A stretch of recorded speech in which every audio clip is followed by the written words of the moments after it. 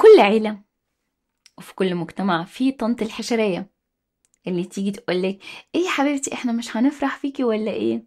يا طنط افرحي، وحد منعك ولا حد ماسكك؟ ايه يا حبيبي، انت مش هتتجوز، انت اللي في سنك فاتحين بيوت. يا اختي هما كانوا فتحوا الاندلس وهم نصهم متطلقين وانا منهم. ولا هو فعلا موضوع السن ده والوقت اللي بيعدي دي مشكلة واحنا مش واخدين بالنا، ولا ده هو هري بس على الفاضي؟ تعالوا نشوف. ازيكم يا حلوين؟ انا ديانا وده ديانا شو.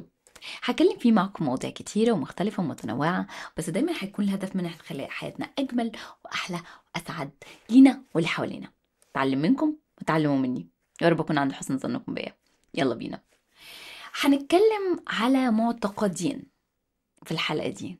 المعتقد الأول هو: السن مجرد رقم، ولا فعلا دي مشكلة ولازم ألحق نفسي؟ طول عمرنا بنسمع ان السن مجرد رقم، والشباب شباب القلب، والعمر بيتقاس باللحظات الحلوة مش بالرقم. بس هو فعلا احنا مصدقين الكلام ده، ولا احنا كل عيد ميلاد لما بنيجي نطفي شمعة بنقعد نقول: يا انا كبرت سنة، يا ربي مش فاضل من العمر قد اللي فات، والى اخره الى اخره. هل احنا فعلا مصدقين ان الشباب شباب القلب؟ هل احنا فعلا مصدقين ان السن ده مجرد رقم؟ العلماء قرروا يبحثوا في الموضوع ده. الدكتورة إيلين لانجن عملت تجربة في سنة 1979.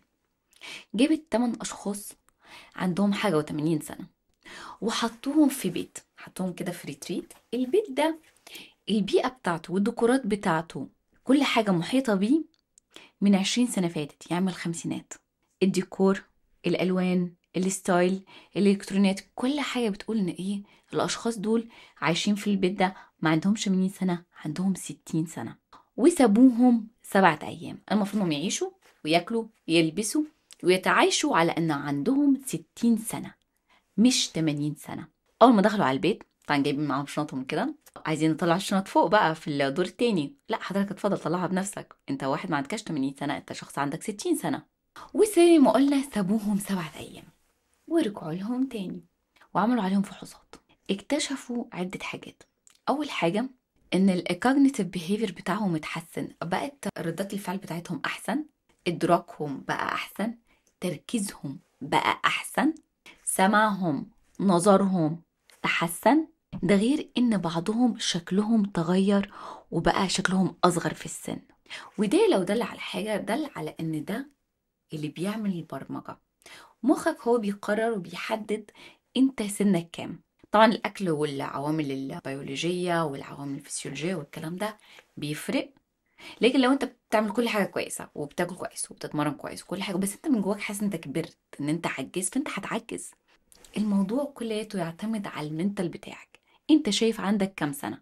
كتير في ناس بنشوفها بتقول: يا عمي خلاص بقى الواحد كبر، ربي يدينا بقى حسن الختام. من غير ما تحس بتبدأ ايه، بتعمل البرمجة انت خلاص كبرت وان وقتك بقى قصير. طبعا مفيش حد فينا بموت نقص عمر، الأعمار بيد الله، وكل واحد فينا له وقت محدد.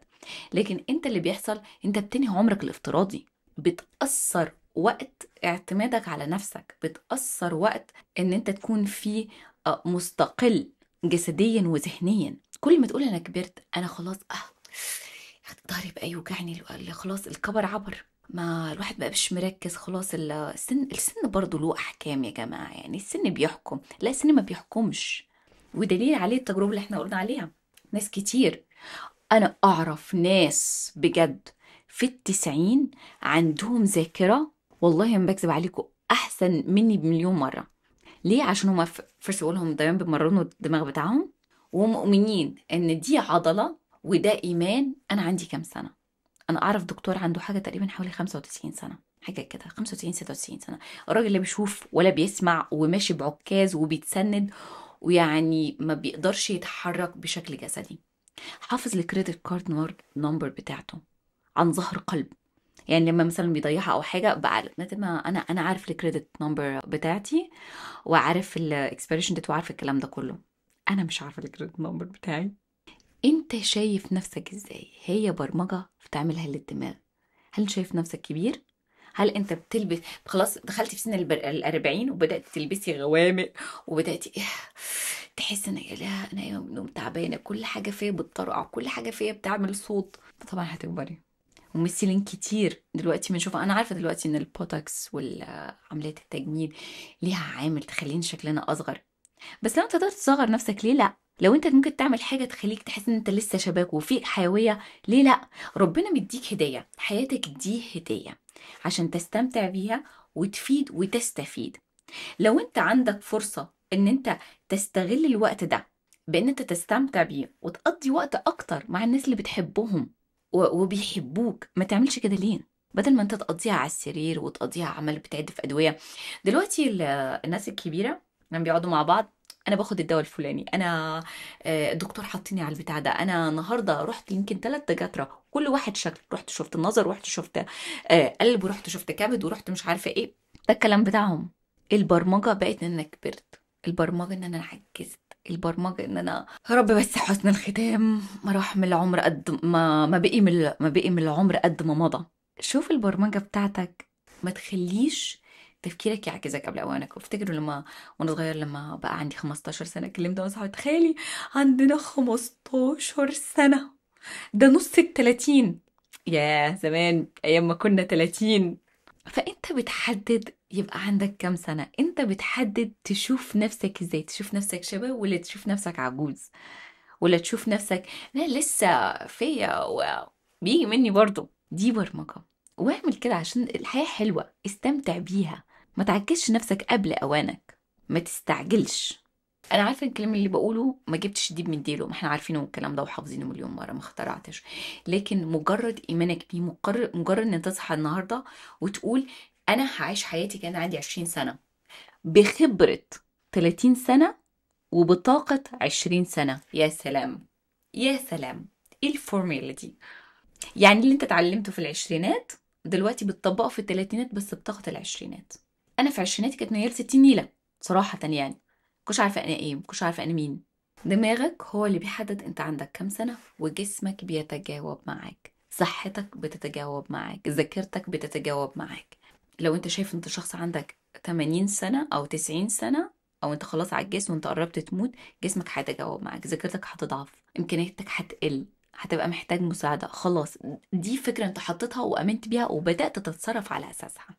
المعتقد التاني، انت بقى عندك كام سنة؟ انت لحد دلوقتي انت مش عارف بتدرس ايه، انت بقى عندك 22 و23، انت مش عارف هتدرس ايه في الجامعة. ايه ده؟ انت بقالك انت عندك حاجة و30 ولسه ما اتجوزتيش وما خلفتيش، طب مستنية ايه؟ وين فيرست اوف اول انت مالك او انت مالك؟ كل واحد فينا ظروفه بتختلف عن التاني، بغض النظر عن الاشخاص اللي بتتكلم دي. احنا منا لنفسنا حاطين تايم لاين لنفسنا. انا مش عارفه الكتالوج ده اللي اتوزع ان انت في سن معين لازم تكون خلصت تعليم، في سن معين لازم تكون اتجوز، في سن معين لازم يكون عندك اولاد، في سن معين لازم تكون تقاعد، وكذا وكذا وكذا. الكتالوج ده انا مش عارفه مين اللي حطه ويعني ومشيه علينا. كل واحد ليه ظروفه، محدش فينا بدأ من نفس النقطة، محدش فينا بدأ من نفس البيئة أو نفس الظروف. احنا كاخوات، أنا عندي 3 اخوات، محدش فينا اتربى بنفس البيئة، مع ان عندنا نفس الاب ونفس الام. احنا ال4 اتربينا باب وام مختلفين.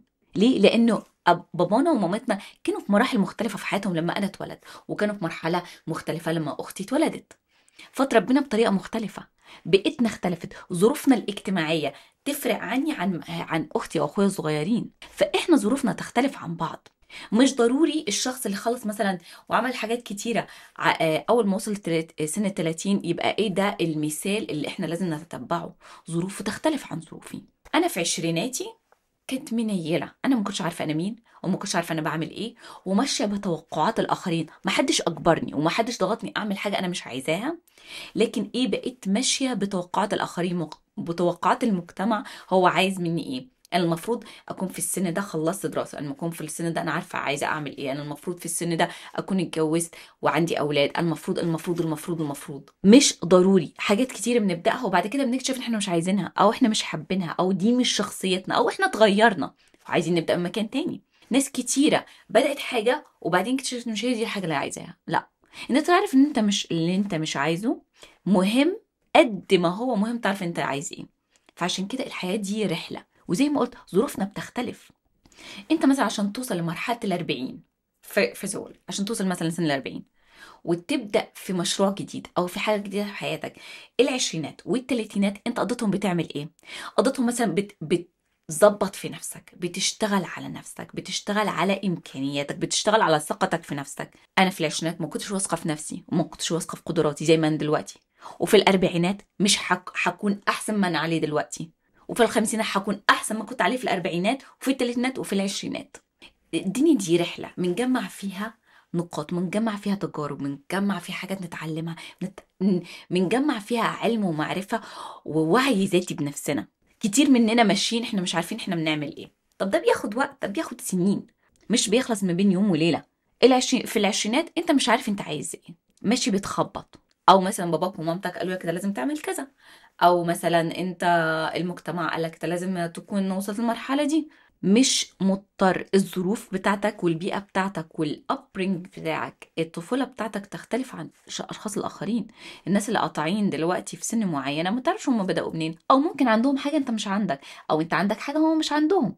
ال... انت خدت الوقت ده عشان تبني فاونديشن وتبني اساس، تبني نفسك، تبني شخصيتك، تبني ثقتك، تبني تعليمك. ده بياخد وقت. مش ضروري انت تخلص على 20، مش ضروري تخلص على 30، مش ضروري تخلص على 40، ومش ضروري كمان تخلص على 50. انا كمان شويه هديكم امثله على ناس بدات وعملت امبراطوريات لحد دلوقتي كلنا عارفينها في سن متاخر. طب عملوا ايه في الوقت ده؟ جهزوا. ربنا بيجهزك، بيديك. مش هينفع. شوف، الحياه دي هديه، الرزق ده هديه، الحب هديه، الاولاد هديه، الفلوس هديه. دي كلها هدايا بتيجي من ربنا. لو انت ما خدتهاش دلوقتي او ما خدتهاش في سن معين يبقى انت مش جاهز، يبقى انت مش متحضر. لو الهدية دي جات لك مش هتقدر تمسكها، مش هتقدر تحميها، مش هتقدر تحافظ عليها. فلازم تمر بتجارب، ولازم تمر بفترة وعي ذاتي عن نفسك وعن قدراتك عشان تقدر تستقبل الهدية دي، عشان تقدر تحافظ على الهدية دي. القطر ما فاتكش، والسن زي ما احنا قلنا مجرد رقم. انت بتحدد عندك كام سنة. في ناس كتيرة غيروا حياتهم يمكن 3-4 مرات وبدأوا تشابترز جديد 3-4 مرات. أنا والدي دخل على 70 دلوقتي، هيبدأ حياة جديدة في مكان جديد مع ناس جديدين. وكل ما كان عندك هدف، وكل ما كان عندك رؤية أو حاجة تشتغل لها في المستقبل أو حاجة تعملها، عمرك بيبقى فيه بركة، عمرك بيبقى فيه صحة، بيبقى فيه رزق. عشان في حاجة انت شغال ليها، في حاجة انت بتطمح لها، في حاجة انت عايز تكتب قصة جديدة. فهتكتبها ازاي؟ في كل مرحلة ليها قصة معينة، ليها تشابتر معين. ده بياخد وقت، فخد وقتك. وما تفتكرش ان انا متاخر. انا بقى عندي، يا رب، انا بقى عندي 45 سنه لحد دلوقتي ما اتجوزتش وما عنديش اولاد.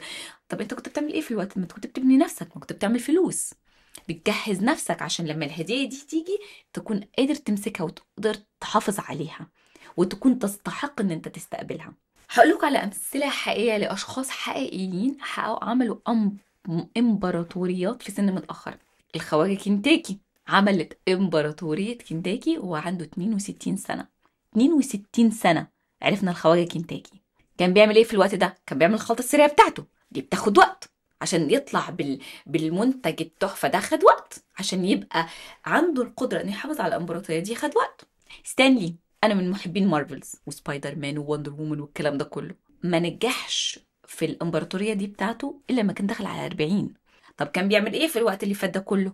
بيجهز نفسه، بيظبط نفسه، بيشتغل على قدراته، على وعيه الذاتي. فيرا وانج من ايقونات الفاشن في العالم، ما دخلتش مجال الفاشن اساسا الا لما كان عندها حاجه و40 42 سنه او حاجه زي كده. كانت بتعمل ايه في الفتره اللي فاتت؟ بتجهز نفسها، بتعرف نفسها، بتعرف هبتها هي ايه. كل واحد فينا مولود بهبه، بس بتاخد وقت عشان نعرفها.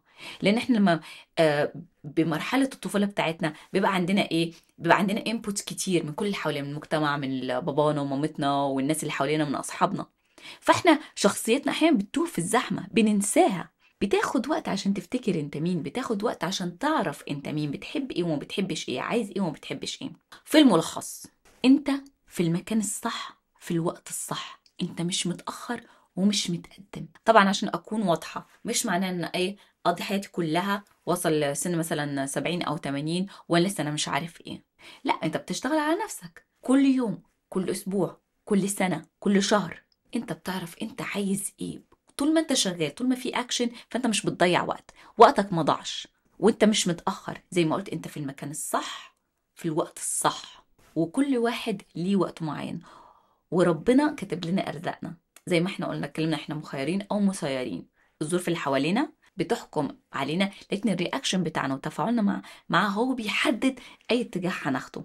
يعني مثلا لو انت مثلا عايز تروح حته معينه، عايز تروح منطقه معينه، في مليون طريقه توصل لها. ممكن توصلها في ساعه، ممكن توصلها في ربع ساعه، بس ممكن في الربع ساعة تتوقف مثلا أو يحصل لك مشاكل في السكة. لكن في النص ساعة مثلا تبقى الطريق سهلة وما تمرش بإشارات وتبقى خفيفة ولطيفة.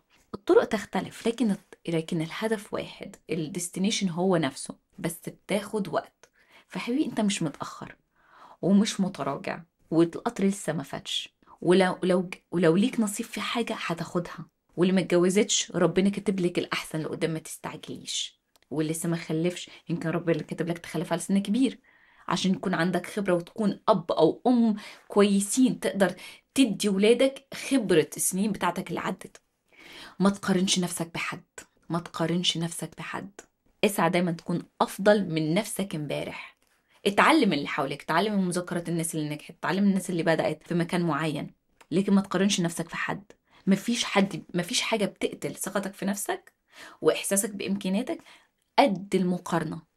طب هو عنده كام سنة وبقى عنده مثلا إمبراطورية وعنده فلوس وعنده عيلة وعنده أولاد وإلى آخره إلى آخره.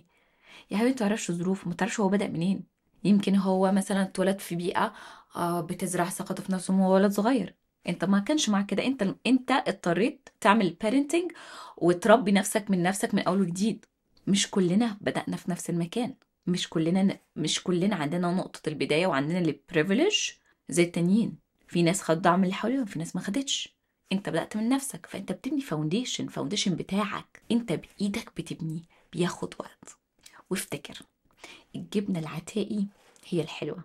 ودايما بقول في English saying بقولك I age like a fine wine, I get better with age. انت مع الوقت بتصير معتق، تصير أصيل. فما تخافش من السن وما تخافش من عيد ميلادك الجاي. أنا بصراحة أنا داخلة على 40، متحمسة لعيد ميلاد 40. انتوا متخيلين التلاتينات كانت أحسن من العشرينات، فالأربعينات أكيد هتكون أحسن من التلاتينات، والخمسين هتكون أكيد أحسن من الأربعينات. انت مش متأخر، انت بتتكون.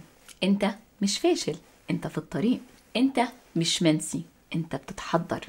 ثق في توقيتك، ثق في رحلتك، وخليك حنين مع نفسك. ربنا يديكوا الصحة ويديكوا طولة العمر وتبقى حياتكم مليانة خير وبركة. وافتكروا دايما، العمر ده مجرد رقم. انت شايف نفسك فين، وما تهتمش يقولك انا كبرت على الحاجات دي، احنا كبرنا على الكلام ده. يا عمي يا رب بس حسن الختام. طبعا كلنا عايزين طبعا حسن الختام، لكن دايما افتكر ان العمر مجرد رقم. وطول ما انت فيك تدي، وطول ما انت فيك نفس، افضل ادي وافضل انجز وخلي عندك ابداع. عشان احنا مش هنموت الا ما يكون دورنا انتهى على الارض دي. الروح ما بتطلعش ربها الا لما خلاص ما يبقاش عندك حاجه تديها. فطول ما انت عندك حاجه تديها، طول ما حياتك كانت حلوه وفيها صحه وفيها بركه. فما تعكسش نفسك قبل اوامرك. انت امور وحلو وصغير، وانت اموره وجميله وحلوه وصغيره، والف مين يتمناكي. اشوفكم الحلقه الجايه. ما تنسوش تعملوا لايك سبسكرايب، ولو عجبكم الكلام اعملوا لي كومنتس بايموجي عشان اعرف انه عجبكم او ما عجبكوش. بحبكم، اشوفكم المره الجايه.